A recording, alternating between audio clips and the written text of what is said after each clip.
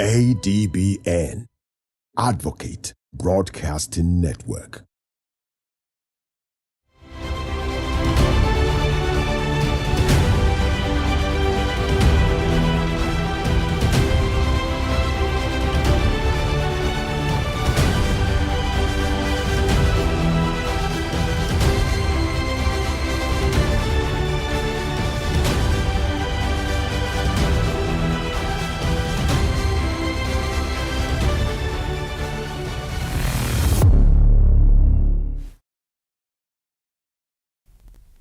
Welcome to Market Movers, and I'm your host, Osai Ilome.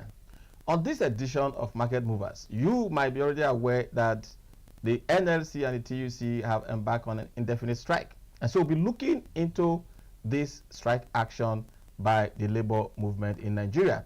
Now, this strike action, driven by demands for higher wages and better working conditions, I should say, threatens to paralyze the nation's economy. Let's have a quick historical perspective to industrial actions in Nigeria. Now, labor strikes in Nigeria have had significant repercussions. For instance, the 2012 strike over fuel subsidies cost the economy an estimate of 1.3 billion in lost revenue. This current strike, it is projected that it will cost a daily loss of over $100 million per day, like I've said before. And so put that together in context or in perspective, it means that if this strike continues for 10 days, it's going to cost Nigeria and Nigerians $1 billion. Now, this will severely impact businesses and economic activities across the country. But as labor unions stand firm in their demands for better wages and better working conditions, businesses across the nation are going to brace up for the repercussions. How will this strike influence productivity and profitability? What are the stakes in the current minimum wage negotiations? They have been bantering with figures here and there. Where are we? Now, to help us to navigate these critical questions, we have with us Dr. Godfrey Ajayi Sunday, who is our business and economy analyst, to help us, give perspective to these issues. And of course, we have Comrade joining us virtually, Comrade Abdullahi Yahya, who is the chairman NLC FCT Election Commission, to bring the labor perspective into the conversation. Now, let me quickly remind you that between myself and Dr. Godfrey and Comrade Yahya, we'll be digging deep into this strike, how this strike might reshape the economic landscape, and discuss the critical ongoing minimum wage negotiations between the government and the labor unions. But again, last week, we featured a story on Benue State Investment and Property Company offering Nigerian breweries tax holiday. And we asked difficult questions whether that tax holiday given to Nigerian breweries were strategic or otherwise. And so today we have exclusively the person of Mr. Raymond Asemekaha, the Managing Director of Benue Investment, speaking to Market Movers live on this channel, exclusively to share his perspectives and insights on why the decision was made to give Nigerian breweries that tax holiday.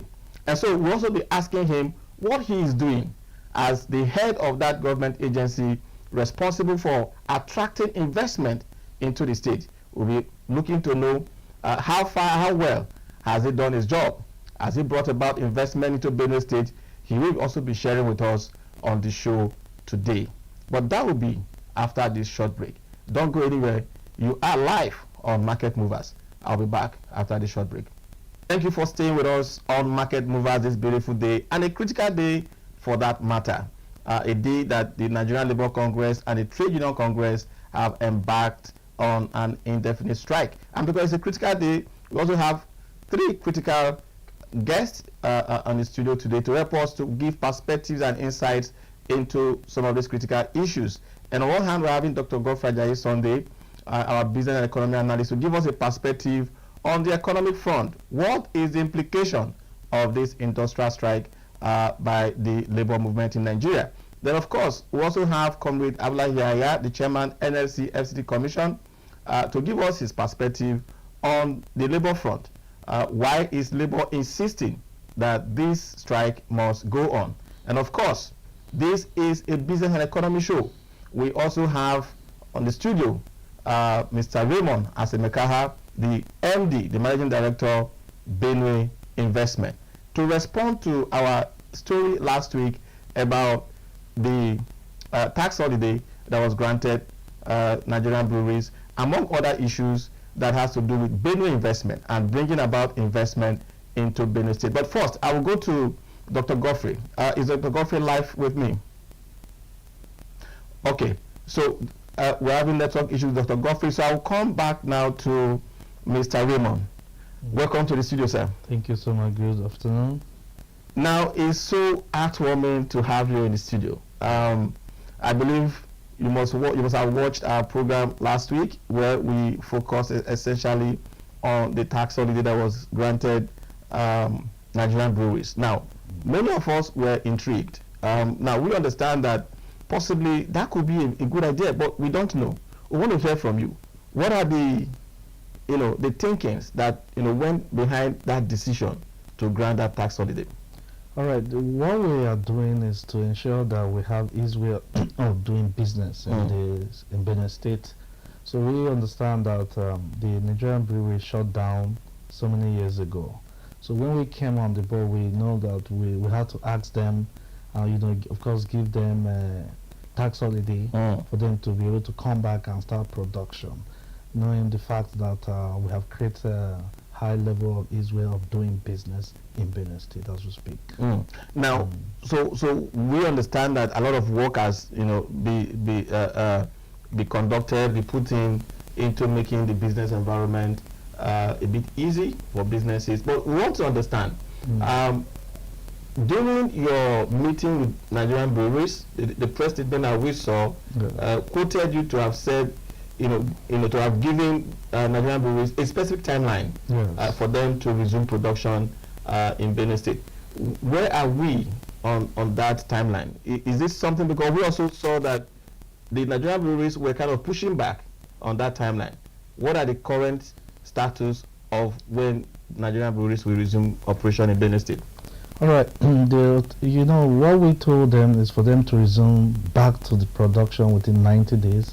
And that meeting was held just last 2 weeks. We're expecting their feedback or possibly written note from them to us.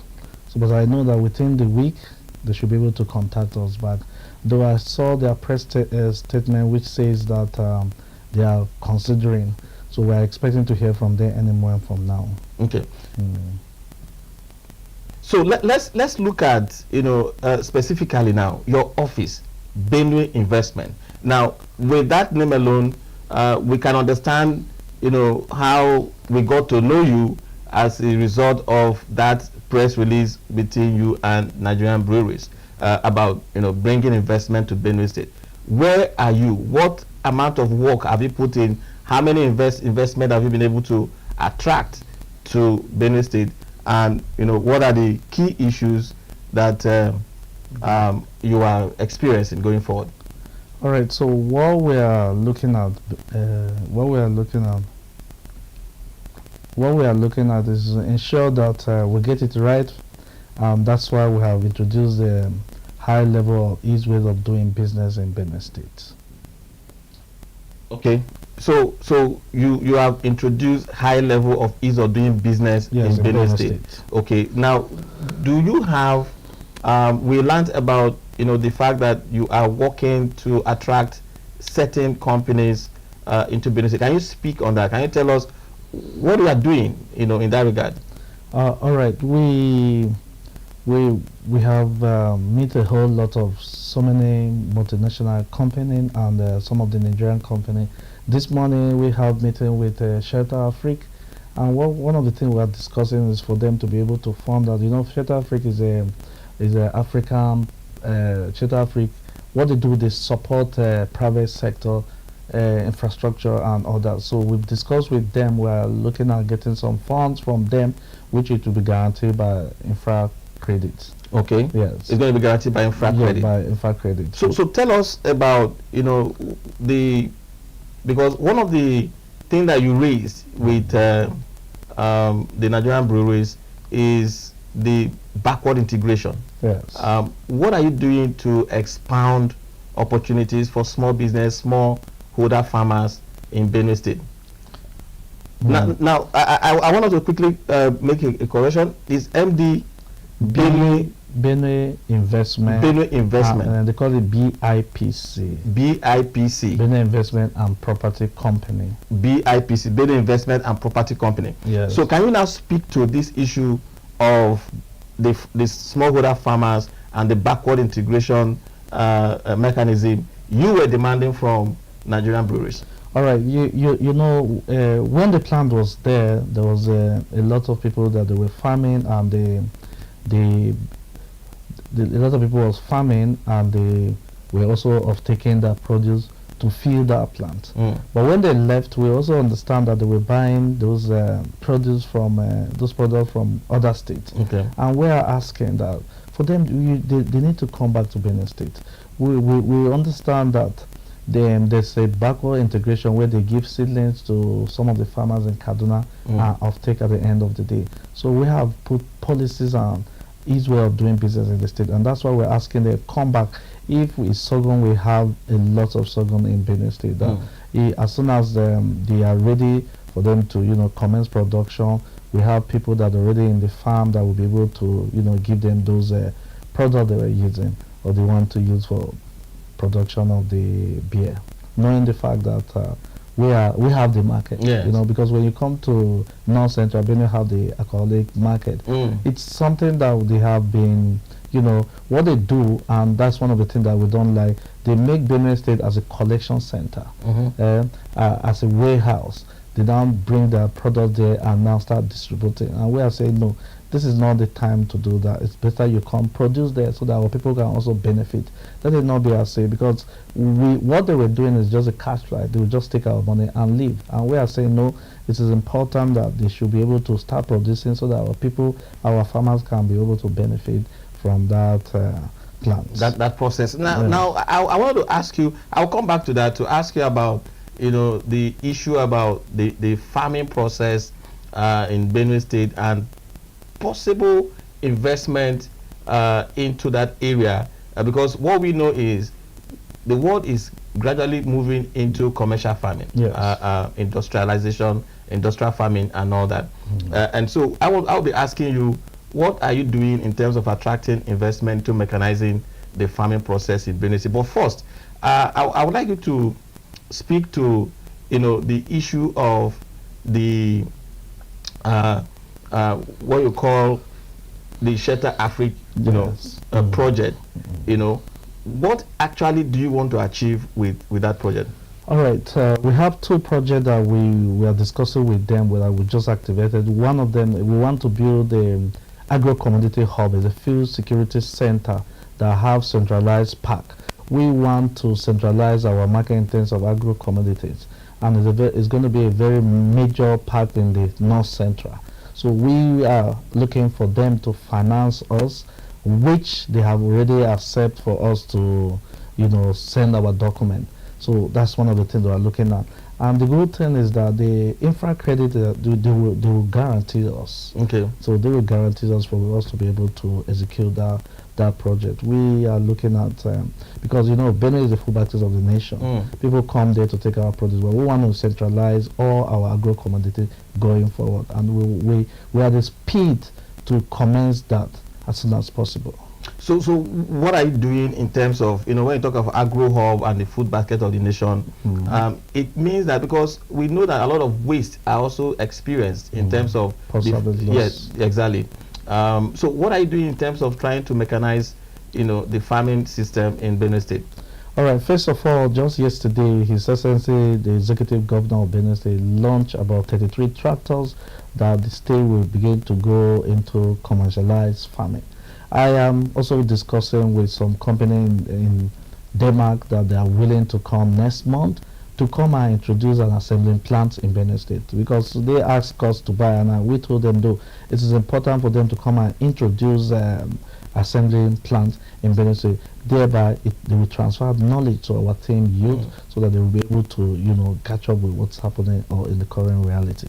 So I'm going to pause a bit. I don't know if Godfrey is available now for us. Dr. Godfrey, can you hear me? Okay, we'll come back to Dr. Godfrey. Okay, Dr. Godfrey, are you there? Can you hear me? Okay, so let me come back to you. You talked about the fact that the government just launched 33 tractors. 33 tractors yesterday, yes. Yeah, which is also geared towards providing employment for the youth. Now, I want to ask you specifically as the MD of Benue State Investment. Do you have a projection for this agro hub that you're trying to achieve and the mechanization of the farming process, as well as your business negotiations with Asheta Afrique? Do you have a projection of exactly what number of employment are you looking at creating? Because we are having currently a major unemployment issue in Benue State. I will be asking you also the impact of the insecurity there. But first, what is your projection in trying to improve the unemployment rate in Benue State? All right, for the agro-commodity hub, Central Food Security, we are looking at 1,000 team youth as employment. Okay. And it's two things that are going to finance.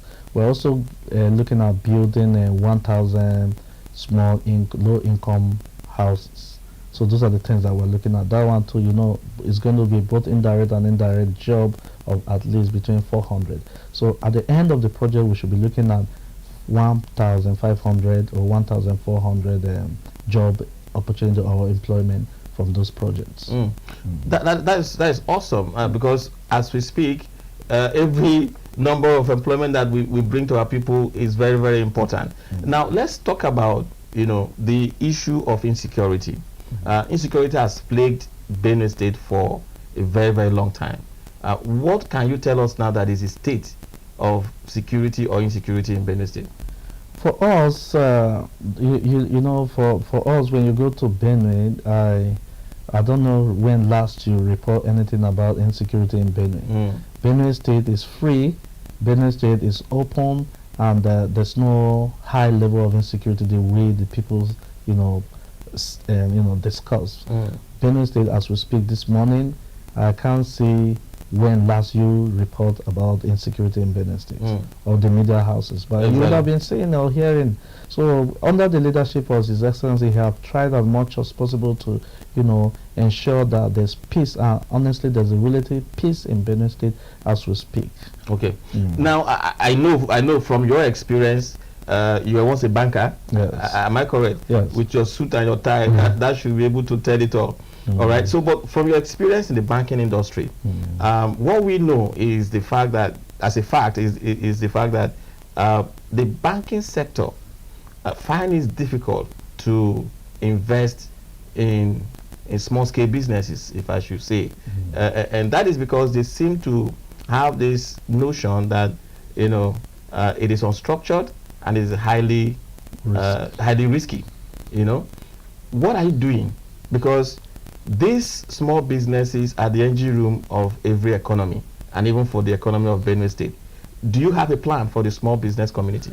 Yes, for we are Benue Investment and Property Company. That's why, it's a state-owned enterprise. Yes. So we're trying as much as possible to break the monopolies in the sector, in the market phases.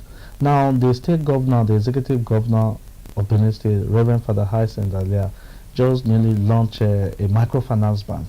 One of the things we want to do on the microfinance bank is to reach out to the underbank and to, financial inclusion, support all those small businesses. And that's one of the things that we're currently doing today. The microfinance bank commission was just last week. So we're doing a whole lot to that microfinance bank is under your purview as well? Yes, it's under the state government. So we've done a whole lot in terms of, supporting those people. And we're looking at clusters whereby the cooperative will be able to, support or meet together, because the money is not going to go directly.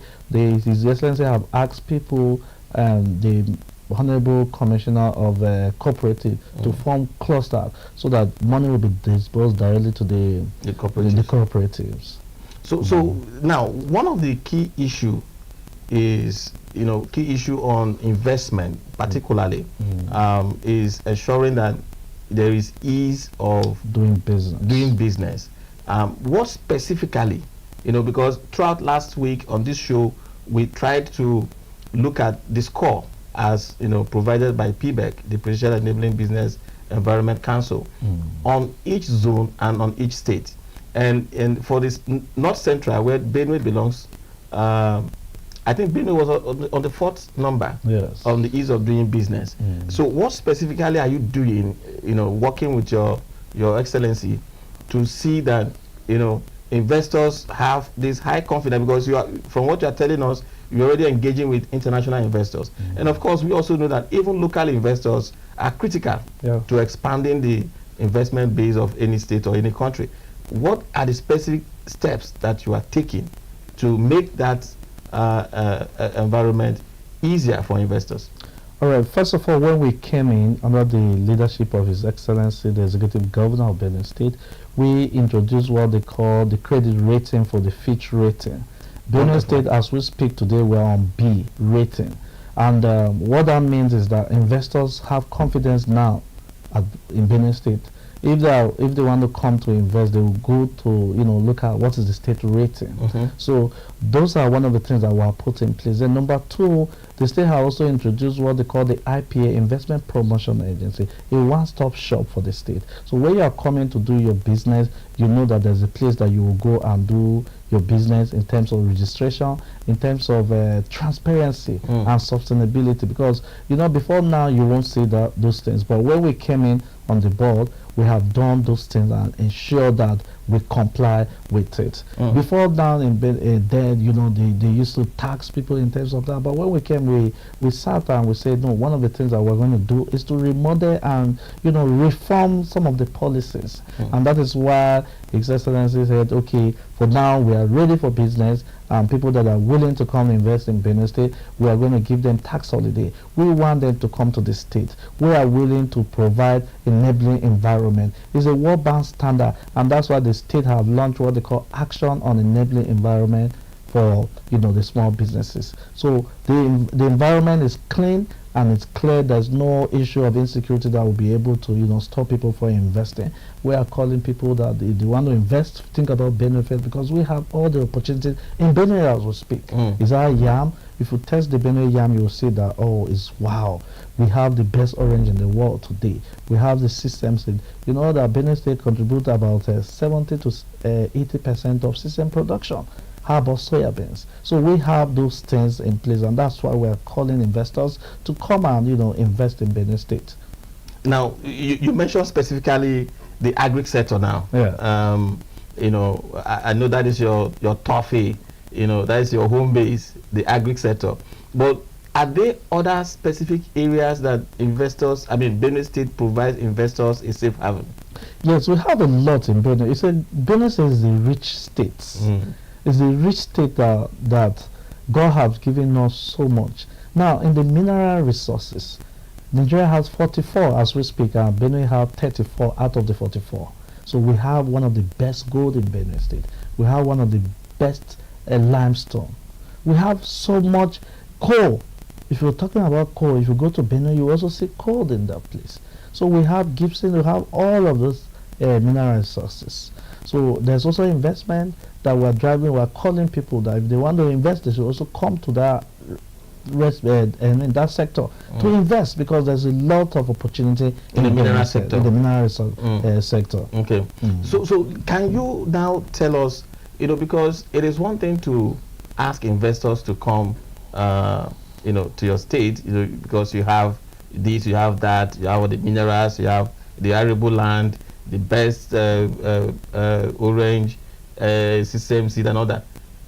How much investment have you made in any of this sector in terms of creating the value chain, ensuring that the value chain is, because for instance, somebody is coming to invest in in the production of sesame seed, for instance. It will need, the farmers, it will need the transporters, to be able to move his goods from one place to the other. How much investment have you made in ensuring that there is quality transport network, there is power supply, there is good telecommunication, and other check boxes that you need to ensure that investors, become a bit more comfortable coming into your state? Now, if you go to Benue, His Excellency have commenced re-accessibility of roads. Okay. We have about 41 ongoing roads from the rural area. What that means is to connect the farmers so that their product will be taken down to the hub so that it will make accessibility. That's one of the things that we have done. And again, if you look at Benue, before this administration came, it wasn't like this. But you see that when you go to Benue as we speak, the hotels are fully booked because we are doing the right thing. We are, if you look at the transparency in this government under the leadership of His Excellency the Executive Governor, Reverend Father Hassan, it's top notch. You can't do anything that is ethical. And that's why you see that the reforms and the policy, they are in line with the World Bank standard. I started my career in the bank, went to the World Bank and other. So as a consultant, then you know that those things that we're doing, they are top notch. And that's why you see when we did what they call the Fitch rating, they are able to, because they're going to have shake us for 2 good years, to hold us that our workings should have high level of transparency. Now, I can see your fingerprints all around, getting that Fitch rating for the state. But again, what have you done now? With that Fitch rating, I can agree with you that you have tried to model yourself before the international community. But let's look critically in the state. What have you been able to do to attract local investors? There are different stakeholders within the state in terms of whether it is the farmers, whether it is the miners, whether it is the small business community. How have you been able to engage with these people and make them to understand, all that you are saying here? Because that is what the Fitch rating tends to do for international investors. Even when we don't have a local rating agency that we can look up to as investors in Nigeria to say, okay, this state, based on extant realities in the local environment, is safe for investment, or apart from we ourselves doing our own due diligence. What have you done, to engage with stakeholders locally? All right. When I came on board, 2 months of my resumption, where we did what they call Benue Local Investors Forum to connect the rural people, to connect those local business people together.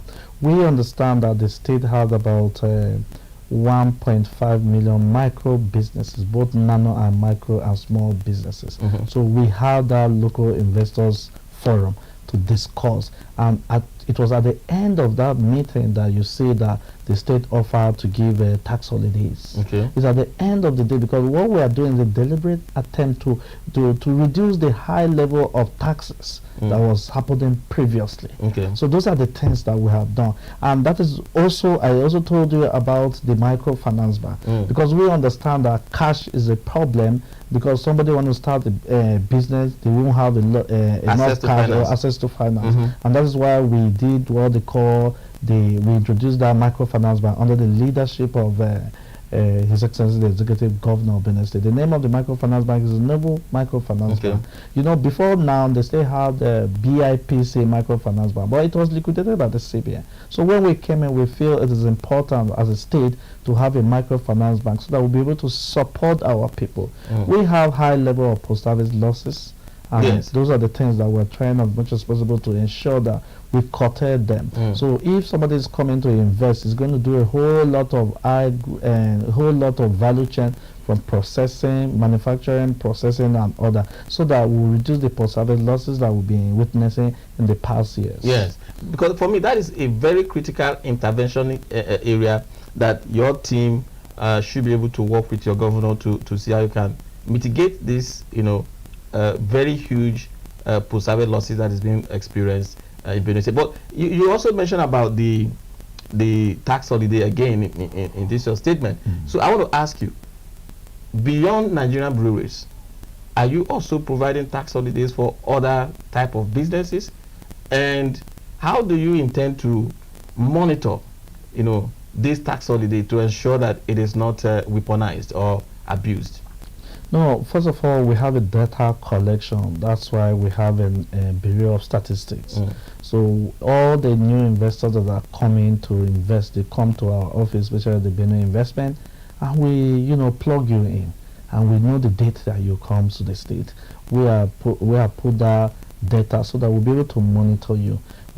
It's not as if you are going to just start without having those this in place. We will monitor you from day one. That's why the state have deliberately made what they call easy ways of doing business, so that you'll be able to come and invest. We have the fertile land that nobody have, no state have. And you also look at that Benue State has what they call the River Benue. You can see there's a whole lot of opportunity in Benue State. So giving that tax holiday is one of the things that we want to give all investors or intending investors that they want to come invest in Locally and internationally. Locally and internationally. For them to come and invest. When you are thinking about investment today, you should think about Benue, because look at the distance from Makurdi to Abuja. It's just less than 3 hours. And the roads are good. Accessibility is good. And that's why for us, we are doing a deliberate act to ensure that we introduce the agro community hub, so that all these things, all our produce will be collected, produced or manufactured within that central food security hub. That's one of the things that we are putting in place. I think it would be fair if you invite us to come and have, because we need to have visuals of this hub that you are talking about, so that we can also, because what we have experienced in this country is a situation where government officials comes to the TV set and bamboozles us with all that they are doing, and by the time you go back to their states, some of these things are not on ground. So it would be nice that we'll come to Benue State and have a view, an assessment of this. But beyond that, let me ask you about sustainability, all right? Because again, the challenge we have had in the past in the country and in different parts of our states is the fact that a government comes in and implements a project. They're talking about this agro hub center, and somehow something happens, a new government comes in and it's abandoned. What are the sustainability measures that you are putting in place to ensure that some of these things you are telling us will be carried into the future? All right, as we speak, the government or Benue State government, we're already working on the state development plan. Okay. And because we want, those are standards. We are introducing those things. Those are standards. They are deliberate attempt. By the time. Okay, so I'm going to hold you on now, because we have been having difficulties trying to get Dr. Godfrey to join us. But I'm just being told, Dr. Godfrey, can you hear me? Yeah, Mr. Sai, I can hear you loud and clear. Okay. Now, can you just, I've been talking with Mr. Raymond on, the economic front in Benue State, but today is a critical day in the history of this country, in the history of this administration, specifically the Tinubu's administration, a situation where we have the Nigerian Labour Congress and the Trade Union Congress backing on an indefinite strike at a time where our economy is in shambles, our economy is in the doldrums. Can you give us a perspective? What are you hearing about this strike? Is there any headway in reaching a compromise? And what do you think is the main reason why the labor community is insisting that this strike must go on? Thank you very much, Mr. Asai. Today is a great day in the life of our nation. It's a day that will determine how we move forward. The labor has been can you hear me, Dr. about Godfrey? the strike. I can't hear you. Yes, I'm hearing loud and clear. Can you hear me? Loud and clear. Okay, go ahead. Yes, I'm hearing you. Go ahead, sir. Okay, so like I mentioned, today is a critical day in the life of this nation. The labor are starting an indefinite strike. The economy is already at the comatose stage. And if we continue like this, the people will suffer ultimately. We have mentioned before that it's good that government increases the labor wages, which they have agreed to. But the point now is that labor is asking for more than the government can provide. So today, we pray that they are able to resolve this on time, so that we can get back to work. If we continue at this pace, I tell you, the economy will collapse completely. Wow. So you are saying that this strike will not bode well for our economy. Now, what do you think should be the action of the government? Because if labor is insisting that the strike should go on, I think perhaps the government needs to do something to meet labor halfway. Or what do you think? Yes, we support the minimum wage to go up. To what extent the labor is asking for is high. They are saying what the government is proposing is also low. So if we have a scenario like that, we must be able to sit down, compromise. A situation we call the win-win situation. But if each of the party hold on to both sides, it will further affect the economy. So what are you saying on the part of labor?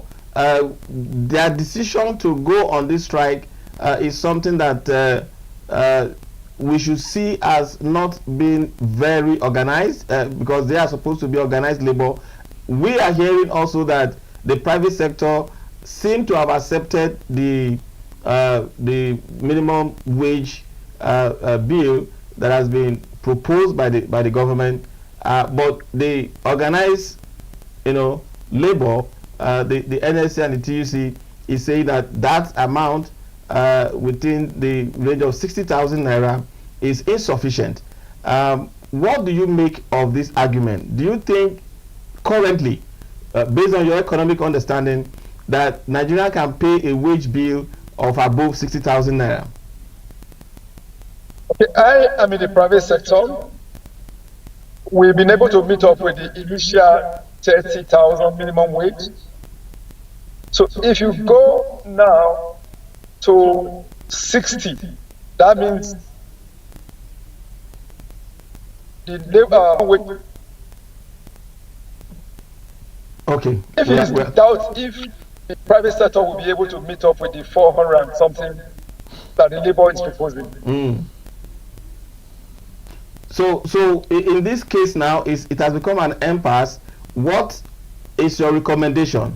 So that I can leave the issue there. We had a lot of technical issues getting you online. So, but what could be your recommendation to both the labor and the government? Because, like you have pointed out, this strike is being projected to cost $100 million per day loss on revenue for Nigeria and for Nigerians. Obviously, this is not something. What we propose is performance-based system. Okay, you might be on the same level as scientists, but depending on your performance, you will be paid based on that. Mm. So you are saying that labor and government should move towards a performance-based remuneration system. Yes, that's what will happen for that's pretty be good for everybody, so and that will enable us to determine the right personnel that should work in the system and the right number that will work in the system. So, but again, unfortunately, we could not get Komiyaya due to network issues as well. But finally, Dr. Godfrey, the issue now is labor and government is no longer on the table. They are no longer talking because labor has gone on strike. What should we do next? Your final thoughts. And they will obviously come back to the table because electricity sector has joined. So that means the people will suffer and the government will not like that, and also the labor will not also like that. So we hope that they come back to the table very soon to resolve it and pass. Okay, thank you very much, Dr. Godfrey. So let me come back to Mr. Raymond as we begin to wrap up. Well, about joining a live program. I'm just being told by the producer that we're joining the live program. So let me take your last word. What message do you have for investors, both locally and internationally, intending to come to Benin? For investors over there, for us, Benue State, we have created an enabling environment and we have given tax holidays for you to come. So if you're thinking about investing, think about Benue. Knowing the fact that we have all it takes, we have our land fertile and we have everything in Benue State. Think about us and come and invest in Benue State. All right. That is a wonderful closing remark from the Managing Director, Benue Investment, Mr. Raymond Asemeka. Think investment, think Benue State. That's a good slogan. You're going to pay us for that. But that's on the lighter note. Thank you very much for joining us on Market Movers today. I will come again your way tomorrow with another insightful matter as it concerns the business and economy sector. We'll tell you the individuals and institutions that are moving the market. Until then, stay tight and be blessed.